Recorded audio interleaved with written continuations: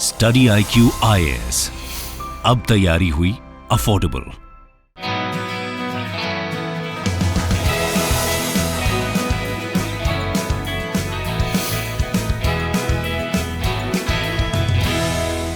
नमस्कार दोस्तों, स्वागत है आप सभी का स्टडी IQ में। मैं हूं आपका दोस्त राहुल सायगांवकर। आज हम लोग एक बहुत ही दिलचस्प विषय पर चर्चा करने वाले हैं। एक सवाल उठाने वाले हैं इंडियन न्यूक्लियर पॉलिसी के बारे में, इंडियन न्यूक्लियर डॉक्ट्रिन से जुड़ी हुई।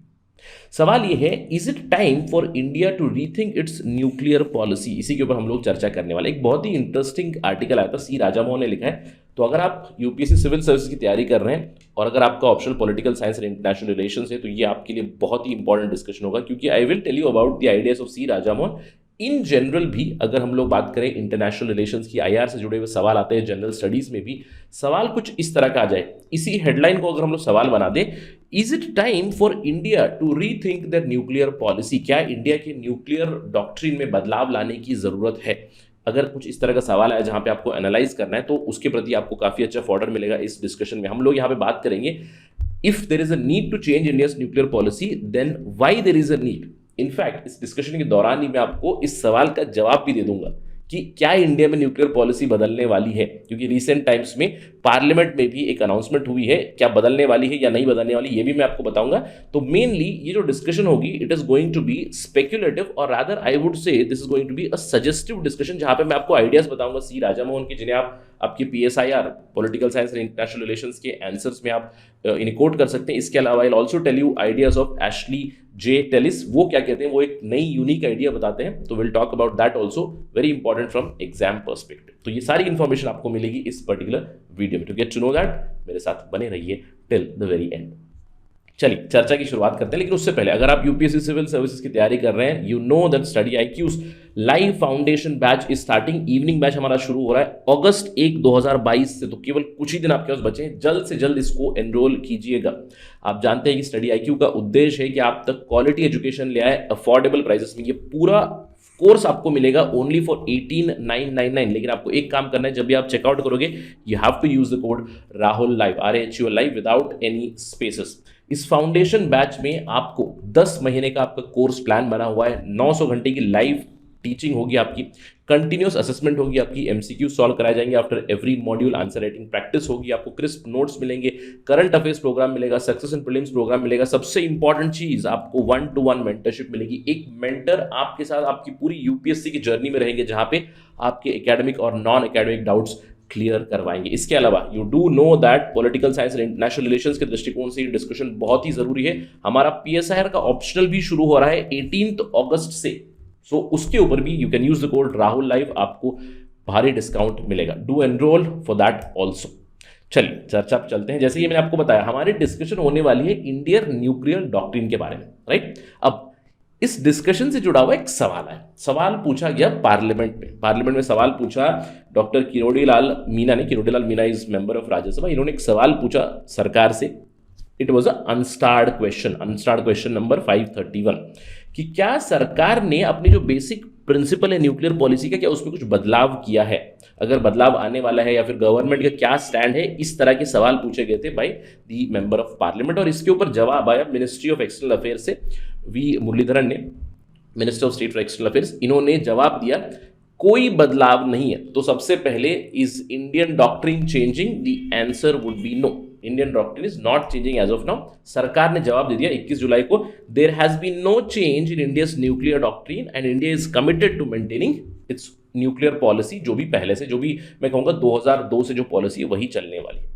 अब इंडिया की पॉलिसी क्या है, इसको भी समझना बहुत जरूरी है। इंडिया की पॉलिसी है, we can understand from Indian nuclear doctrine. अब इंडियन न्यूक्लियर डॉक्ट्रिन क्या है? वी डू नो कि 1998 में हम लोगों ने न्यूक्लियर वेपन्स, हमारा न्यूक्लियर वेपन स्टेटस हो गया। हम लोगों ने न्यूक्लियर वेपन्स तैयार कर लिए, टेस्ट भी कर लिए। 1998 पोखरान में हुआ था, वी नो दैट। अब जैसे ये टेस्टिंग हुई, उसके बाद इंडिया एक पराया स्टेट बन गया। क्यों? क्योंकि आपने न्यूक्लियर वेपन डेवलप किया है, तो बहुत सारी कंट्रीज ने इंडिया के ऊपर सैंक्शंस लगाए। यूनाइटेड स्टेट्स ऑफ अमेरिका ने भी लगाए थे, कई दूसरे कंट्रीज ने भी लगाए थे, जापान ने भी लगाया था। इनफैक्ट इस डिस्कशन में आपने देखा होगा, India and Japan, do they need to rethink their policy? लेकिन हम लोग यहाँ पे इंडिया के दृष्टिकोण से बात कर रहे हैं। Although Japan is also in similar state, Japan के पास न्यूक्लियर वेपन्स नहीं है, लेकिन Japan is under the nuclear protection of United States of America. लेकिन इंडियन डॉक्ट्रिन कब आई? 1998 के बाद बहुत सारे सैंक्शंस लगे थे, तो इंडिया ने अपनी डॉक्ट्रिन बनाई। अब डॉक्ट्रिन में ये कहा कि हम लोग न्यूक्लियर वेपन्स पहले इस्तेमाल नहीं करने वाले हैं। तो हमारी पॉलिसी के कुछ कोर पिलर से, कुछ कोर पैरामीटर से सबसे पहला है हम लोग केवल क्रेडिबल मिनिमम डिटरेंस मेंटेन करेंगे। अब देखिए ये डिटरेंस क्या होता है। डिटरेंस एक साइकोलॉजिकल कॉन्सेप्ट है। Deterrence works on the concept of psychology, यानी कि आपको दूसरों को डराना या फिर डिटर करना है कि वो युद्ध ना करे, वो लड़े ना। क्योंकि अगर वो डिसाइड करे कि लड़ना है तो आपको उन्हें कन्विंस करना है कि अगर आप लड़ाई करोगे, अगर आप फर्स्ट अटैक करोगे तो आपका नुकसान होगा, यू विल नॉट विन, भारी नुकसान आपको सहना पड़ेगा। तो इस तरह की साइकोलॉजिकल कॉन्सेप्ट पे ही डिटरेंस वर्क करता है। और हम लोग क्रेडिबल मिनिमम डिटरेंस में बिलीव करते हैं, यानी कि हमारे पास इस तरह के न्यूक्लियर वेपन्स होंगे, इस तरह की न्यूक्लियर टेक्नोलॉजी होगी कि अगर आप हम पे अटैक करोगे तो हम आपके ऊपर भारी अटैक करेंगे। यही हमारा प्रिंसिपल भी है। और हम लोग नो फर्स्ट यूज पॉलिसी इस्तेमाल करते हैं। नो फर्स्ट यूज मतलब हम अगर लड़ाई हो गई तो हम पहले न्यूक्लियर वेपन फायर नहीं करेंगे, ये हमारी policy. So the two pillars are credible minimum deterrence and no first use policy. लेकिन अगर किसी ने इंडिया के ऊपर अटैक किया तो हम लोग इतना मैसिव रिटेलिएशन करेंगे, इतना ज्यादा नुकसान करेंगे दूसरे कंट्री का, अगर उसने हम पे अटैक किया then there will be unacceptable damages, there would be destruction of that particular country or that particular place, जो भी हो, राइट। तो रिटेलिएटरी अटैक जो होगा उसका भी डिसीजन, यानी कि सबसे पहले तो नो फर्स्ट यूज हम लोग पहले इस्तेमाल नहीं करेंगे। अगर हम पे कोई अटैक करेगा न्यूक्लियर वेपन से तो हम उनके ऊपर भारी नुकसान होने लायक ऐसे न्यूक्लियर वेपन से अटैक करेंगे। और वो भी जो रिटेलिएटरी अटैक होगा उसका डिसीजन होगा nuclear command authority. Nuclear command authority would be with the civilians, यानी कि सिविलियन सरकार के साथ। अब इस न्यूक्लियर कमांड अथॉरिटी में आपको मिलेगा एक पॉलिटिकल काउंसिल, आपको मिलेगा एग्जीक्यूटिव काउंसिल, और अभी तो there is a strategic security council also, यानी कि ये लोग मिलकर डिसीजन लेंगे। इसके अंदर नेशनल सिक्योरिटी एडवाइजर भी रहेंगे कि रिटेलिएटरी एक्शन लेना है या नहीं। अल्टीमेटली ये सिविलियन सरकार के हाथ में रहेगा। कुछ और भी पिलर्स है, कुछ और भी पैरामीटर्स हैं। हम लोग न्यूक्लियर वेपन्स इस्तेमाल नहीं करेंगे नॉन न्यूक्लियर वेपन स्टेट्स के साथ, यानी कि अगर कोई दूसरा देश है, फॉर एग्जांपल से कल को बांग्लादेश हो गया, म्यांमार हो गया, लड़ाई कर रहे हैं, तो हम लोग उनके ऊपर न्यूक्लियर वेपन्स इस्तेमाल नहीं करेंगे, because they are not nuclear states. उनके पास न्यूक्लियर वेपन्स नहीं है तो हम लोग न्यूक्लियर वेपन इस्तेमाल नहीं करेंगे। लेकिन अगर वो लोग नॉन न्यूक्लियर वेपन स्टेट्स, अगर वो लोग वेपन्स ऑफ मास डिस्ट्रक्शन इस्तेमाल करें, जैसे कि बायोलॉजिकल वेपन हो, केमिकल वेपन हो, तो हमने ऑप्शन रिटेन रखा हुआ है कि अगर आप बायोलॉजिकल वेपन, केमिकल वेपन इस्तेमाल करोगे then we have an option of retaliating through nuclear weapons. इसके अलावा इंडिया का एक बहुत ही प्राइम, मैं कहूँगा एक एम्बीवैलेंट स्टेप है यहाँ पे, कि एक तरफ हम लोगों ने न्यूक्लियर वेपन बना दिए हैं और न्यूक्लियर वेपन नहीं फायर करेंगे, इसके लिए कुछ सेफगार्ड्स है हमारी न्यूक्लियर डॉक्ट्रिन में। लेकिन दूसरी तरफ ये पॉइंट 7 और पॉइंट 8 जो हमारी न्यूक्लियर डॉक्ट्रिन के हैं, वो कहते हैं कि हम लोग जो न्यूक्लियर प्रोलिफरेशन होती है उसमें हम लोग प्रोलिफरेट नहीं करेंगे। जो भी ट्रीटीज है, जैसे कि fissile material cut off treaty हो गया, न्यूक्लियर सप्लायर ग्रुप हो गया, दूसरे जो ग्रुप से उस ट्रीटी के नेगोशिएशन में हम भाग लेंगे। और हम लोग कमिटेड है for a nuclear weapon free world, which is quite ironical कि एक तरफ न्यूक्लियर वेपन्स है, फर्स्ट यूज पॉलिसी नहीं करेंगे, न्यूक्लियर वेपन हम रखेंगे हमारे पास, लेकिन we are committed towards nuclear weapon free world, यानी कि आप अपने न्यूक्लियर वेपन्स खत्म कर दीजिए, हम भी करेंगे इंडिया की पॉलिसी, राइट। अब सवाल ये है, क्या इसे बदलने की जरूरत है? अगर आपने कहा no, then there will be no use of this particular discussion, क्योंकि जो चल रहा है वही चल रहा है। अभी सरकार ने भी यही कहा है कि अभी फिलहाल कोई बदलाव नहीं है हमारी न्यूक्लियर पॉलिसी, न्यूक्लियर डॉक्ट्रिन में। अभी भी हम लोग क्रेडिबल मिनिमम डिटरेंस में बिलीव करते हैं। नो फर्स्ट यूज पॉलिसी हमारी रहेगी। मैसिव रिटेलिएशन होगा अगर हम पे कोई अटैक करेगा। लेकिन क्या इंडिया को बदलने की जरूरत है? अगर हम लोग कहेंगे yes, if you say yes, then what is the need, what is the reason because of which हमें बदलने की जरूरत है? देखिए, जो पड़ोसी देश है हमारा China, it is the most important factor जिसकी वजह से कहीं ना कहीं इंडियन न्यूक्लियर पॉलिसी में बदलाव लाने की जरूरत है। और जापान को भी देखिए, जापान के पास तो न्यूक्लियर वेपन्स नहीं है। जापान का खुद का इतिहास जो है वो काफ़ी चेकर्ड रहा है। आप जानते हैं हिरोशिमा और नागासाकी की बॉम्बिंग हुई थी 1945 में। इनफैक्ट जैसे कि मैंने आपको बताया, इंडिया से तो अनाउंसमेंट भी आई, पार्लियामेंट में जवाब भी आया कि हमारी पॉलिसी नहीं बदल रही। जापान के जो नए प्राइम मिनिस्टर है फूमियो किशिडा, उनकी भी पॉलिसी कुछ ऐसी है कि he is averse to nuclear weapons, क्योंकि उनकी खुद की कॉन्स्टिट्यूएंसी है, उनके रूट से हिरोशिमा में, we know history of Hiroshima. So as of now दोनों पॉलिसी नहीं बदले, लेकिन कहीं ना कहीं बदलने की जरूरत है क्या? इस तरह की स्पेकुलेटिव डिस्कशन हम लोग कर रहे हैं। क्यों बदलने की जरूरत है? China is the most important factor. देखिए, जिस रेट पे चाइना अपने खुद के nuclear warheads, nuclear technology, nuclear sophistication develop कर रहा है, कहीं ना कहीं इंडिया को भी जरूरत है, जापान को भी जरूरत है कि वो भी अपनी न्यूक्लियर पॉलिसी में बदलाव लाए। एस्टिमेट्स ये कहते हैं कि चाइना के पास अभी फिलहाल 350 वॉरहेड्स है, न्यूक्लियर वॉरहेड्स है, और 2030 तक 1000 वॉरहेड्स हो जाएंगे। यानी कि चाइना इज मॉडर्नाइजिंग। अगर चाइना मॉडर्नाइज कर रहा है, we also have to modernise, we have to maintain that credible minimum deterrence, isn't it? क्योंकि चाइना अगर इतना आगे चला जाएगा तो हमारे पास अगर उतना पावर नहीं रहेगा तो डिटरेंस कहां से होगा?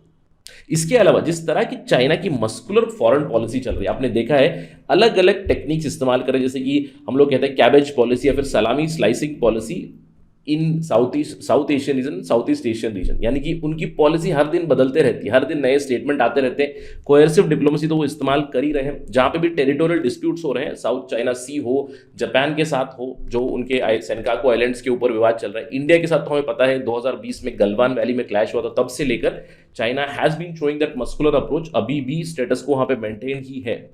तो हम लोगों ने देखा कि हिमालयन फ्रंटियर पे भी उनका एक बहुत ही असर्टिव फॉरेन पॉलिसी चल रही है, अग्रेसिव पॉलिसी जरूर चल रही है। अब इमेजिन कीजिए कि कल को अगर चाइना ने अटैक कर दिया, imagine hypothetical scenario, if China attacks tomorrow in the Himalayan region, right?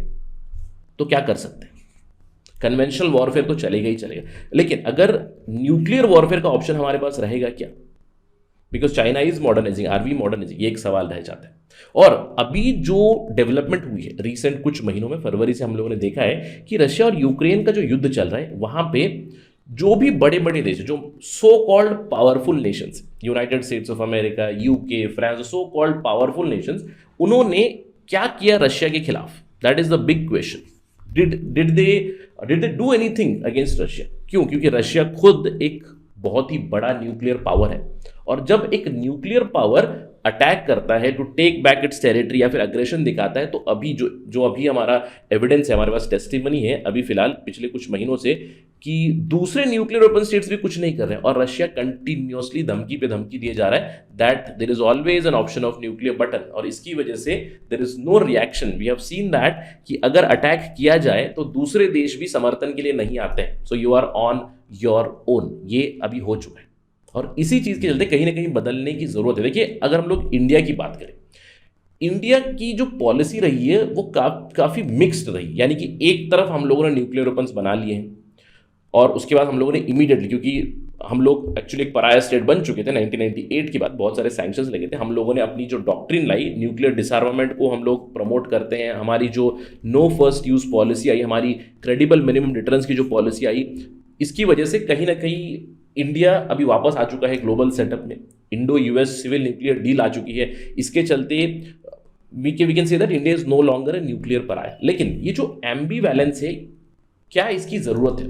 अब ग्लोबल लेवल पे कहीं ना कहीं इसकी जरूरत होगी। No, we are not saying that कि this is a bad thing, क्योंकि देखिए न्यूक्लियर वेपन्स है, इंडिया का जो इन प्रिंसिपल क्रिटिसिज्म है वर्ल्ड से या फिर न्यूक्लियर नॉन प्रोलिफरेशन ट्रीटी के प्रति, वो है कि अगर आपने न्यूक्लियर वेपन बना लिए थे तो आप रख सकते हो, उसके बाद आप नहीं बना सकते। This is discriminatory. इसीलिए इंडिया के पास न्यूक्लियर वेपन्स है और हम लोग डिसआर्मामेंट की बात करते हैं। India genuinely believes in डिसआर्मामेंट। तो एम्बीवैलेंस के साथ प्रॉब्लम नहीं है, क्योंकि this is needed at the global level. लेकिन कहीं ना कहीं बदलाव में जरूरत है, क्योंकि जिस रेट पे चाइना की न्यूक्लियर आर्सेनल ग्रो हो रही है, वो एक बहुत बड़ा थ्रेट रहेगा आने वाले सालों में। शायद आज हम लोग पॉलिसी नहीं बदल रहे, क्योंकि आज तो अनाउंसमेंट हो भी चुकी है। आने वाले सालों में क्या होगा, यही सवाल उठाते C Raja Mohan. C Raja Mohan also says the big question in front of all the Indian foreign policy makers, the executive here is जो हमारी कंजर्वेटिज्म है। कंजर्वेटिज्म मतलब यानी कि एक तरफ हमारे पास न्यूक्लियर वेपन्स हम लोग रखते हैं, दूसरी तरफ हम लोग डिसआर्मामेंट की बातें करते हैं, राइट? ये जो हमारी कंजर्वेटिज्म है, क्या ये सस्टेनेबल है? क्या हम इसको मेंटेन रख सकते हैं in light of China's military modernisation? So to certain extent, C. Rajamohan does say that we might need to change nuclear foreign policy, our nuclear policy for sure, right? इसके अलावा not just see Rajamohan, एक और writer, एक और author है Ashley Tellis, right? Ashley Tellis तो एक unique idea देते हैं यहां पे, although he does not suggest nuclear proliferation, but he gives an idea of infras. अब यहां पे it is suggestion for United States of America, it is suggestion for India also, कि जिस तरह से चाइना का थ्रेट ग्रो हो रहा है, आपने देखा है कि यूनाइटेड स्टेट्स ऑफ अमेरिका भी चाइना को काउंटर करने की कोशिश कर रहा है। यूएस लेड एक ऑलरेडी एक प्लेटफॉर्म आ चुका है AUKUS, Australia, UK and US, जहां पे ऑस्ट्रेलिया को न्यूक्लियर पावर्ड सबमरीन्स देगा यूएस और यूके दोनों मिलकर, ये हमें पता है। तो इसी तरह का एक आइडिया बताते हैं infras, and Ashley Tellis says that infras would be much more effective than AUKUS, क्योंकि यहाँ पे जो पावर्स है India, USA, France, they all have a common goal of countering the Beijing's growing hegemony। इसको counter करने की जरूरत है और कहीं ना कहीं तीनों मिल के साथ में आ सकते हैं। इसका काफी फायदा है। देखिए इंडिया को तो फायदा मिलेगा ही मिलेगा, राइट, क्योंकि इंडिया के पीछे भी समर्थन रहेगा यूनाइटेड स्टेट्स ऑफ अमेरिका, लेकिन यूएस को भी काफी फायदा मिलेगा, क्योंकि जब से AUKUS डील आई है तब से फ्रांस थोड़ा सा दुखी जरूर हुआ है। हम लोग इसके ऊपर चर्चा कर चुके हैं, क्योंकि फ्रांस को सबमरीन की डील मिलने वाली थी। फ्रांस ऑस्ट्रेलिया की सबमरीन की डील थी जो कैंसिल हो चुकी है।